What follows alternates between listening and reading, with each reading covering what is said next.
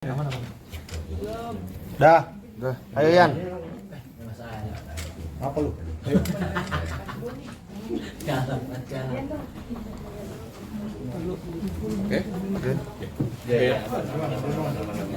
Oke, silakan Bang. Assalamualaikum warahmatullahi wabarakatuh. Waalaikumsalam. Salam sejahtera untuk kita semua. Yang saya hormati rekan-rekan media, terima kasih atas kehadirannya. Baik,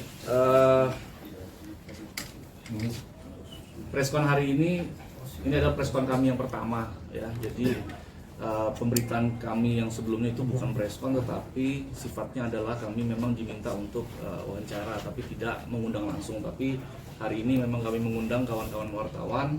Ya, untuk apa? Yang pertama, untuk menanggapi persoalan kami yang disampaikan oleh senior saya, Bang Minola, ya, dalam preskonnya beliau. Jadi sekali lagi kami akan menyampaikan semua berdasarkan fakta. Jadi kami tidak berbicara angan-angan, kami bicara berdasarkan fakta. Baik, yang pertama, saya sebenarnya agak bingung juga karena dalam apa yang kami sampaikan kepada teman-teman media, ya, terkait debt collector ini langsung ditanggapi dengan berita-berita hal-hal lain di luar dari debt collector. Saya mau mempertegas pertama bahwa terkait debt collector, tujuan kami menyampaikan, ya, sekali lagi tujuan kami menyampaikan ke media terkait debt collector hanya satu, agar klien kami Sarwenda tidak lagi didatangi oleh debt collector. Itu tujuan kami. Tidak ada maksud lain, tidak ada tujuan lain yang menyudutkan salah satu pihak atau siapapun. Kami berani memastikan bahwa apa yang kami sampaikan terkait kehadiran debt collector tujuannya cuma satu, agar klien kami tidak didatangi lagi oleh debt collector. Klien kami adalah ibu rumah tangga, klien kami adalah wanita, sangat-sangat takut. Jadi itu nyata, ketakutan klien kami terhadap kedatangan debt collector itu nyata. Jadi bukan lagi bicara soal debt collector ini dikaitkan dengan apa yang disampaikan Bang Minola atau mendiskreditkan klien dia, tidak sama sekali. Ya, tetapi pihak-pihak di dalam debt collector ini kan saya harus sampaikan bahwa ada pihak yang namanya RSO. Tapi kami tidak menyudutkan siapapun. Kenapa kami sampaikan di media? Karena pertama, klien kami tidak punya hubungan hukum dengan bank dan tidak punya hubungan hukum dengan debt collector.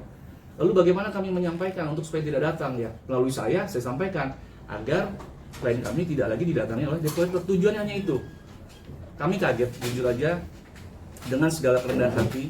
Ya, kami kaget pada saat kami bicara debt collector, Bang Minola mungkin langsung menyampaikan hal-hal di luar itu. Ya, yang pertama masalah anak, yang kedua masalah nafkah, yang ketiga masalah juga ada surat keberatan dari kami. Ya, jadi saya sampaikan juga kepada Bang Minola bahwa terkait masalah anak, gini, klien kami, sekali lagi, klien kami itu sangat-sangat menjaga privasi dari rumah tangganya. Ya, mungkin teman-teman media juga sudah tahu bahwa pada saat persidangan perceraian, klien kami sangat menjaga tidak lagi membuka hal-hal negatif pada saat di rumah tangganya. Itu dibuang jauh-jauh, tidak mau disampaikan sedikit pun. Ya, menjaga semuanya dengan agar tetap baik. Ya, tidak mau juga diketahui soal masalah anak. Tetapi Bang Minola ini menyampaikan ini malah di media bahwa ini ada masalah soal anak. Ya, yang mana saya sudah bertemu dengan Bang Minola. Ya, Bang Minola itu ketemu dengan saya. Jujur, Bang Minola menyampaikan bahwa di dalam preskonnya bahwa saya yang menghubungi beliau. Betul, saya menghubungi, tetapi saya menghubungi beliau karena siapa? Karena komunikasi antara RSO dengan klien kami meminta bahwa kami harus menghubungi Bang Minola. Jadi Bang Minola juga harus paham bahwa kami menghubungi karena disuruh kliennya dia, gitu. Ya, jadi bukan kami inisiatif mengejar Bang Minola, tidak. Karena memang diminta kami untuk menghubungi.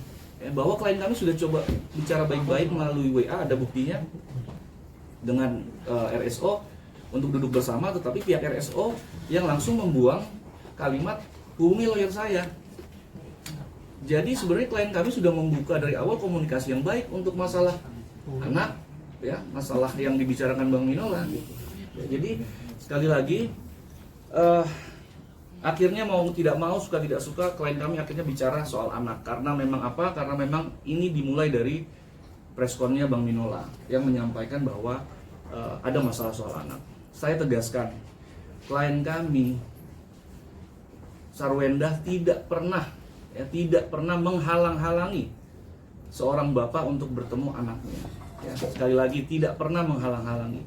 Yang terjadi adalah bagaimana komunikasinya lagi kurang pas. Ya, jadi gini, parentingnya dari klien kami atau cara klien kami mengajarkan anaknya itu tidak memberikan seperti barang gitu. Jadi anak harus kesana, harus sini, tidak. Dia ajak komunikasi dengan anaknya. Pada saat anaknya mau ketemu neneknya, dia bawa ke neneknya. Pada saat anaknya mau diantar oleh tantenya, dia ikuti. Jadi mengikuti kemauan anak. Pada saat itu juga mungkin bersamaan ada permintaan dari pihak RSO.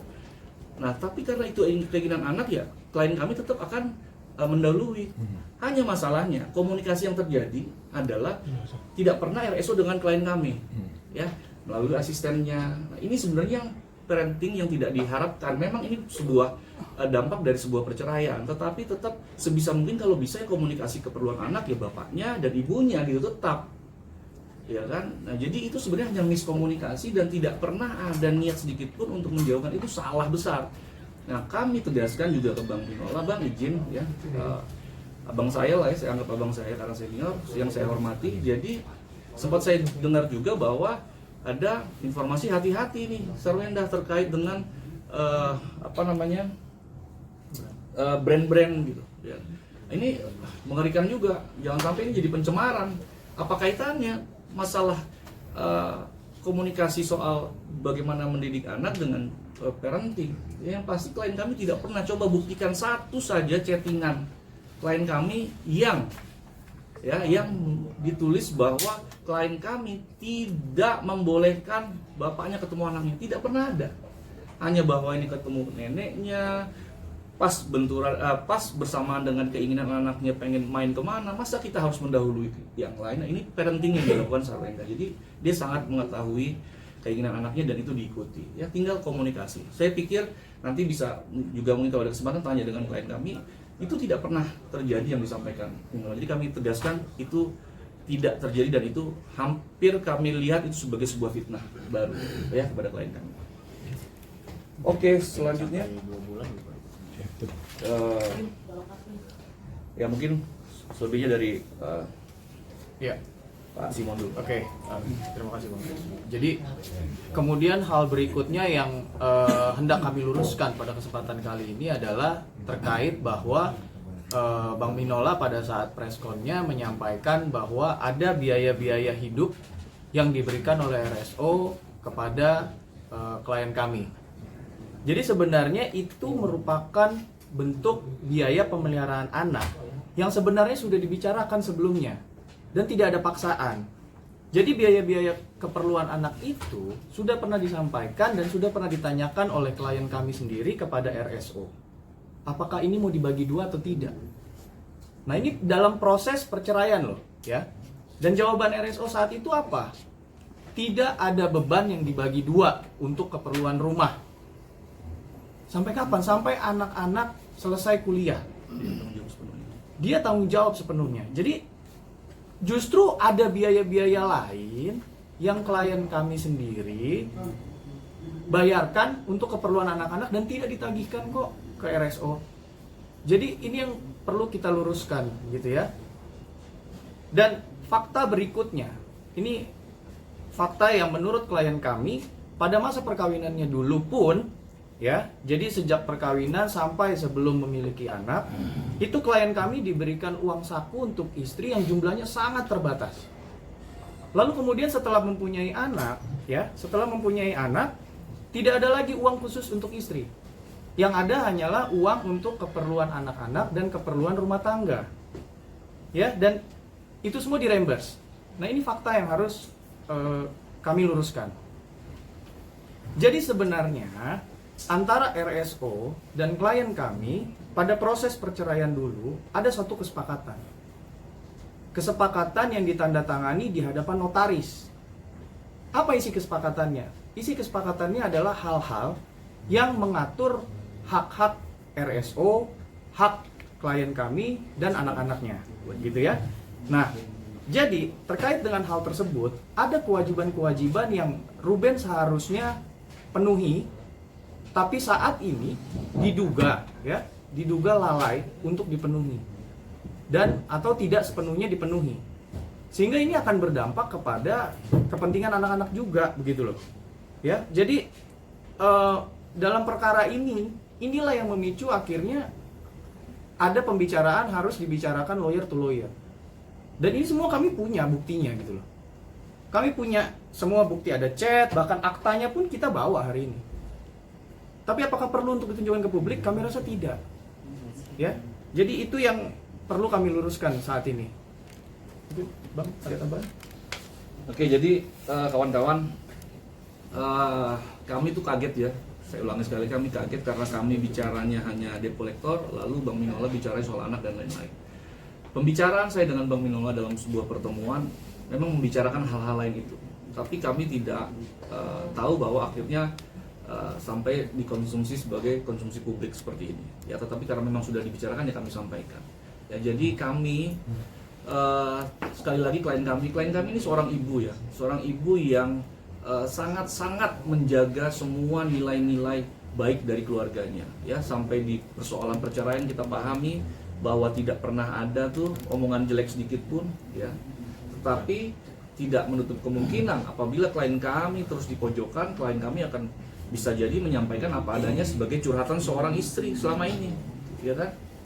Jadi kami tidak mau juga larut di dalam situasi itu. Kami hanya ingin satu ya, tidak lagi kami disudutkan terkait masalah biaya-biaya hidup, karena biaya-biaya hidup itu jujur saja itu adalah sebuah kesepakatan. Bahkan Wenda dalam chatnya ada buktinya juga, tapi kami tidak tunjukkan karena bukti-bukti ini kami bisa pertanggungjawabkan secara hukum ya, dan kepada Tuhan Yang Maha Esa. Jadi kami tidak perlu tunjukkan di depan umum, tapi kami siap pada saat nanti berproses lanjut.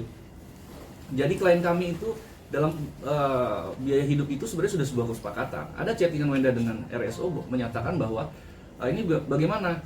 Ini biaya mau kita bagi dua. Menurut RSO adalah tidak usah, saya yang tanggung jawab semua. Sudah pada saat proses-proses itu pihak Sarwenda itu sistemnya juga reimburse, jadi dibayar dulu baru ditagihkan. Jadi Sarwenda ini bukannya nggak punya duit untuk membayar semua, dibayar, tapi reimburse gitu. Dan reimburse-nya ini bukan dengan paksaan, misalnya kita reimburse ini harus dibayar, kalau nggak bla bla bla. Enggak, silakan aja bayar semua dengan keikhlasan. Coba bayangin kalau seorang sudah ikhlas, lalu tiba-tiba ada masalah seperti ini, dibuka, ini bayar begini, yang menjadi kewajibannya dia pun jadi tidak dilaksanakan. Ini kan masalah akhirnya. Ya kan, saya tidak mau membicarakan ini awalnya, saya hanya membicarakan debt collector. Tapi karena sudah dibuka oleh Bang Minola, saya bicarakan bahwa sudah ada kesepakatan gonogini terhadap klien kami, dan itu ada hak dan kewajiban. Ya, terkait anak mungkin besar menurut Bang Minola, tapi coba cek situasinya. Ya, ada chat dari anak-anak pun yang tidak dibales sama RSO. Kami punya buktinya, voice note nggak dibalas. Sekarang gimana komunikasinya gitu? Jadi memang ini sebuah perceraian, hasil dari sebuah perceraian yang menurut saya memang berdampak pada anak. Tetapi tolong jangan kita bawa ke ranah publik lah soal anak ya. Itu saya sebenarnya agak kecewa juga, tapi ya nggak apa-apa, kita sudah buka. Yang pasti sekali lagi dari Sarwenda tidak pernah melarang anak-anaknya ya. Nah, sekarang yang kami tagihkan dalam surat keberatan, Bang Minola kan sempat bilang nih ada surat keberatan dari pihak kliennya Sarwenda ya kan, tetapi tidak disampaikan isinya. Sekarang saya sampaikan isinya bahwa keberatan itu adalah tidak terjalankannya atau kewajibannya terkait gonogini. Itu yang kami menjadi keberatan. Tetapi kami berharap jujur saja, kami berharap kita masih bisa duduk bersama ya, Sarwenda dengan Ruben maupun saya dengan Bang Minola untuk membahas ini agar tidak berlarut kepada hal-hal yang di luar itu lagi ya, yang semakin luas. Nah, saya tidak berharap itu. Sekali lagi klien kami ini hanya seorang ibu ya yang berjuang. Kalau misalnya ini saya jelaskan, kalau seandainya Bu Wenda bercerita dari awal pernikahan sampai akhir, mungkin Indonesia bisa heboh juga, gempar juga dengan ceritanya beliau ya, tapi itu tidak dilakukan. Kenapa ya? Itu biar menjadi kebaikannya Bu Wenda dalam menutupi itu semua ya. Jadi kami berharap klien kami bisa lebih tenang hidupnya ya kan, bisa menjalani ini dengan sebaik-baiknya. Itu saja dari saya. Ada tambahan? Ya, itu aja. Kembali lagi mengulang apa yang Bang Fri sampaikan. Klien kami pada dasarnya mengundang RSO untuk mau duduk bersama menyelesaikan permasalahan-permasalahan yang ada. Ya, itu aja. Terima kasih. Oke, mungkin teman-teman mau bertanya 3 pertanyaan deh. Bang, Boleh. pertama mungkin Ya. soal kan yang di highlight tuh 2 bulan tidak bertemu anak gitu bang. Terus yang kedua ketika klien abang mendengar pihak Bang Minola menyampaikan soal anak itu responnya seperti apa dan akhirnya dia memilih sikap seperti apa mungkin yang dititipkan ke abang. Ya, ini kan hal yang lucu ya. Maksudnya kami di sini bawa bukti chatnya pertemuan itu ya. Kapan pertemuannya ada dengan anak-anak ya. Dan itu tidak 2 bulan kok gitu loh. Belum lama kok, masih dalam hitungan minggu. Jadi ini hal-hal yang memang ya dalam kesempatan kali ini kami luruskan. Jadi kami bantah bahwa ada pernyataan 2 bulan tidak bertemu dengan anak-anak, itu tidak ada. Respon Bunda Bang, respon Bunda ketika mendengar pihak Bang Minola tiba-tiba menyampaikan soal sulit bertemu anak. Gini, klien kami selalu bicara berdasarkan bukti. Jadi pada saat dia bicara bahwa sekian lama tidak dipertemukan, ditunjukkan kepada kami bukti-buktinya. Ya kami cuma bisa ketawa aja kenapa bisa dibilang sejauh ini. Itu pertama. Yang kedua, coba deh nanti kami sudah menunjukin, coba ditanya aja ke pihak RSO. Anaknya itu WA, anaknya itu kirimkan voice, nanti bales enggak? Ya kan? Tapi saya nggak mau masuk terlalu jauh karena gimana pun mereka adalah keluarga lah. Ya, jadi kita nggak usah putuskan. Tapi yang pasti apa yang disampaikan bahwa tidak betul itu bohong, kita bisa buktikan semua itu. Ya. Nah jadi hanya masalah komunikasi. Ya. Wajarlah parentingnya Bu Enda ini mendahulukan kepentingan anak. Ya, jadi permintaan anak ya itu yang diikuti. Berbenturan dengan apa yang diminta Ruben ya pasti Enda pasti akan lebih nurut kepada apa yang diminta oleh anaknya gitu. Ya. Jadi contohnya ya, misalnya Ruben mau jemput anaknya, taunya anaknya, aku mau dijemputnya sama tantenya, ya kan? Ya, silakan aja. Nah, sekarang tinggal komunikasi aja. Jadi RSO komunikasi dengan klien kami, gitu loh, ya kan? Ini kenapa gini komunikasi aja, jangan pakai pihak lain. Kalau pakai pihak lain ya repot lagi karena parentingnya nggak masuk, gitu. Ya, nah itulah kurang lebih. Ya. Terakhir kapan mungkin bang ketemu dari anak ke RSO-nya, terakhir ketemunya? Ya dalam hitungan minggu lah. Bang, terkait benar nggak sih kemarin itu kan Bang Minola mengatakan nafkahnya itu 200 juta. Nah, 200 juta itu permintaan dari seorang Wenda atau inisiatif dari Ruben sendiri? Oke, tadi udah sampaikan. Ya, kesepakatan. Jadi memang ada pembicaraan pada masa proses perceraian dulu, dan itu memang sudah disepakati bersama. Kesepakatannya bukan angka ya. Kesepakatannya tentang sebuah kepentingan anak yang awalnya Wenda sudah WA dibilang ini mau kita bagi 2, lalu RSO bilang saya yang tanggung semua. Sistemnya pun ringkas. Jadi bukan langsung dimintakan dalam bentuk uang, tidak. Jadi Wenda ini bayarkan dulu semua, lalu ditagihkan. Ditalangi dulu. Oh. Jadi bukan minta 2, enggak. Itu pun juga sudah tanpa paksaan, sudah dengan hasil komunikasi. Bukan Anda kalau nggak bayar gini, nggak ada. Artinya begini, ya. Kalau misalnya tagihannya 200 juta, lalu misalnya RSO bilang saya cuma ada uangnya 10 juta, ya silakan. Nggak akan marah, klien kami akan penuhi sisanya gitu. Tetapi karena itu semua adalah hasil komunikasi, kan nggak fair. Begitu ini semua hasil komunikasi, begitu ternyata ada masalah, lalu dia bilang, wah ini dibayar sekian, ini dibayar sekian. Ini kan masalah juga gitu loh. Jadi maksud saya, tolonglah, fair juga lah, ya kasihan loh. Ini ya kita tahu yang namanya perempuan dengan laki-laki lebih kuat laki-laki lah, ya kita tahu kodratnya. Jadi kita rasa janganlah terlalu menyudutkan klien kami. Klien kami ini hidup sudah cukup baik lah menurut saya, ya sudah cukup baik, sudah cukup sabar. Gitu. Jadi jangan, dan juga sempat difitnah terkait debt collector ini menyudutkan. Nggak ada kaitannya. Debt collector itu kami ungkap di media karena jangan sampai debt collector itu datang lagi ke rumah itu, karena di situ ada anaknya, psikologis anak terganggu, itu tujuannya. Kalau yang dipikir sama Bang Minola, mohon maaf nih Bang ya, abang berpikir yang lain-lain, berarti kan itu pikiran abang aja gitu loh, bukan pikiran kami dan klien kami gitu. Jadi kami berharap ini kita sudahi, ya kami berharap bisa duduk bersama antara abang saya, Bang Minola dengan saya, ataupun biarin klien dengan klien, karena mereka dimanapun tidak akan putus hubungan karena ada anak ya. Jadi seperti itu, sekali lagi tanpa mengurangi rasa hormat kepada siapapun, ya saya mohon maaf juga kalau ada kata-kata atau sikap kami yang kurang pas, tetapi yang kami lakukan murni semua dasarnya adalah kepentingan klien dan bukti yang sudah ada di kami, yang kami bisa pertanggungjawabkan secara hukum dan kepada Tuhan Yang Maha Esa. Itu aja. Berarti Mas Arwenda sendiri mau duduk bareng Bang sama Ruben buat Sangat mau. menyelesaikan semua masalahnya? Sangat mau, karena didasari oleh komunikasi Wenda yang masih bicara pada saat kemarin sebelum kami hadir adalah Wenda mau ketemu, mau bicarakan, tetapi Ruben langsung melempar, lu hubungi pengacara saya. Jadi sebenarnya dalam hal ini teman-teman bisa menilai lah ya. Tapi buat saya mereka adalah dua-duanya orang baik. Tapi ini hanya masalah miskom aja yang menurut saya masih bisa dikomunikasikan. Itu aja. Bang, boleh terakhir mungkin. Nggak terakhir, dari saya terakhir. Di pengadilan kan tentu mengatur soal bagaimana pertemuan anak dengan orang tua, kemudian juga soal harta yang Abang sebut tadi ada yang tidak terpenuhi. Boleh dijelaskan di pengadilan itu mengaturnya seperti apa dan yang tidak terpenuhi itu apa Bang? Mungkin Bang. Iya, jadi memang putusan perceraian itu tidak membahas mengenai gonogini, ya, itu digarisbawahi dulu. Dan bahwa terkait dengan pertemuan anak itu hal yang umum kok, hal yang umum terjadi dalam satu putusan perceraian bahwa memang tidak ada larangan baik dari ibunya atau dari ayahnya untuk menghalang-halangi anak, tidak ada. Jadi memang itu hal yang biasa bahwa pihak walaupun hak asuhnya jatuh di tangan klien kami, tapi klien kami masih memberikan kesempatan kepada ayahnya untuk bertemu, dan itu hal yang memang diatur secara hukum dan itu tidak pernah dihalang-halangi oleh klien kami. Jadi di pengadilan itu tidak memutus gonogini disepakati bersama. Ya. Nah, ada kewajiban-kewajiban yang menurut saya masih perlu dikomunikasikan lagi karena yang tidak bisa saya sampaikan di sini itu masuk ke dalam surat keberatan saya yang dibilang sama Bang Minola, tapi isi dari surat keberatan itu menurut saya tidak mau menyampaikan terlalu jauh. Yang pasti ada kewajiban Ruben yang harus dipenuhi di situ. Ya kami harap semua bisa berjalan baik, bisa selesai dengan baik-baik saja karena dimanapun mereka ya. Dari awal saya selalu bilang mereka adalah orang-orang baik, tapi ini hanya masalah miskomunikasi ya. Dan mohon jangan lagi disudutkan hal-hal yang kurang baik kepada klien kami karena situasinya yang tadi saya sampaikan itu apa adanya dan kami sertai dengan bukti yang ada ya. Bang, Oke.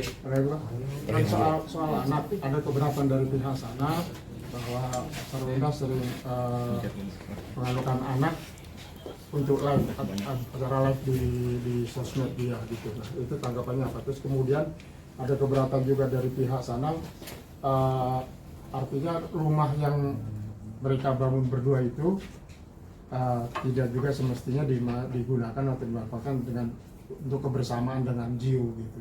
Ada tanggapannya mungkin Bang? Kalau soal anak kemarin saya sudah komunikasikan juga ya. Pertama, sepanjang satu frame itu ada ibunya nggak ada masalah ya, kecuali anaknya aja dengan orang lain mungkin kita masalah gitu. Tetapi coba kita cek juga ya dari pihak yang keberatan itu pernah nggak menaruh anak juga di dalam videonya dia, di dalam kontennya dia. Saya pikir pernah juga ya. Jadi bukan cuma klien kami yang membawa anak ke dalam konten, tapi dari pihak yang keberatan juga membawa anak dengan kontennya. Secara waktunya mungkin Bang, karena malam-malam gitu loh Pak, jadi waktunya anak istirahat atau bagaimana gitu. Ya yang pasti klien kami tidak mungkin melakukan hal yang tidak baik kepada anaknya ya. Klien kami adalah ibu mengandung 9 bulan, terhadap anak-anaknya pasti mau yang terbaik. Jadi kalau dibilang awal nggak mungkin, pasti ibunya maunya yang terbaik ya, karena itu anak kandungnya dia yang dia kandung ya. Jadi itu hanya keberatan-keberatan yang menurut saya tidak berdasar ya. Soal seringnya Jiu main ke rumah. Saya pikir itu pihak lain, saya nggak bisa komentar ya soal yang tidak ada di dalam permasalahan utama ya. Jadi saya mohon maaf, saya belum bisa jawab soal itu ya. Oke, Bang. cukup ya. Udah lama ngumpul ketemunya. Halo Bang, ada lagi terakhir itu kayaknya Bang. Oh iya, satu lagi yang uang sampah tuh ya, jadi saya juga kaget juga tuh. Memang Bang Minola ini pernah menyampaikan terkait sampah juga. Ternyata pas kita cek, ternyata itu adalah tagihan yang dibayarkan oleh yang ditagihkan pada saat sebelum perceraian, dalam masa perkawinan. Artinya sebenarnya tahu juga itu, dan tidak mempermasalahkan. Kenapa sekarang dipermasalahkan? Nah, ini juga menjadi hal yang tidak pas ya. Jadi waktunya itu berbeda. Jadi soal sampah itu sebenarnya waktu pada saat pernikahan masih ada, masih terjadi. Ya, jadi itu kita klarifikasi, bukan setelah perceraian terus masih minta uang sampah 5 juta. Oh, itu salah. Kita udah cek semua. Ya, itu aja. Moga-moga nggak ada yang terlewat dari apa yang kami sampaikan. Klarifikasi sekali lagi kami ucapkan terima kasih kepada teman-teman media dan mohon agar bisa lebih berimbang dalam menyampaikan berita, dan saya harap juga kepada Bang Minola dan kepada Ruben, kita bisa duduk bersama lah untuk duduk sama-sama. Ya gimana pun kan tidak ada yang sempurna, ya sebagai manusia pasti punya kesalahan, tetapi kami berharap kita bisa duduk bersama untuk menyelesaikan masalah. Itu aja, ya. Mungkin ada inisiasi mediasi itu datang dari pihak Sarwenda, mungkin dari pihak. Nanti saya coba akan hubungi Bang Minola, gimana pun kan Bang Minola senior saya, ya, jadi saya hormati, saya akan coba mulai dulu. Ya, nggak mungkin senior ke junior kan, gitu, ya. Tapi setidaknya yang kami sampaikan fakta, yang kami sampaikan apa adanya, tidak ada niat buruk sedikit pun, ya. Itu aja. Terima kasih. Ada deadline nggak bang untuk ketemu kalau kayak gini? Nanti ya kita lihat. Tapi saya pikir ya mengalir aja. Ya kita deadline, tapi kan namanya hati yang orang kita nggak tahu kapan senangnya gitu ya. Kita tunggu aja. Ya. Siap. Ada kemungkinan mengajak prinsipalnya Pak? Untuk apa? Untuk ya bertemu. Saya malah senangnya biar prinsipal dengan prinsipal. Ya. Karena lawyer dengan lawyer kan yang lebih paham dengan situasi sebenarnya prinsipal. Tapi ada kemungkinan untuk Ya kita lihatlah semua kemungkinan. Ya.